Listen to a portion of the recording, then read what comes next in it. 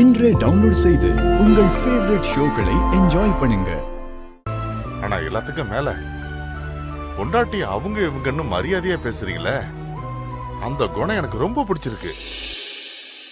அப்பா, நீங்க போய் தூங்குங்க. Good night. இத பார், மாப்பிள்ளை ஏன் உன்னை பிடிக்குன்னு சொல்லிட்டாரு. உனக்கே மாப்பிள்ளை பிடிக்குன்னு நீ சொல்லவே இல்லையே. சொல்லு, நான் போறேன். பரவாயில்ல துளசி, சொல்லுங்க. சிவா ரொம்ப நல்லவருப்பா. சிவாவுக்கு நல்ல மனசு. நான் நிறைய தப்பு பண்ணியிருக்கேன். சொல்லப்போனா அவருக்கு என்ன பிடிக்காம கூட போயிருக்கலாம், என்ன வெறுத்து கூட ஒதுக்கி இருக்கலாம்.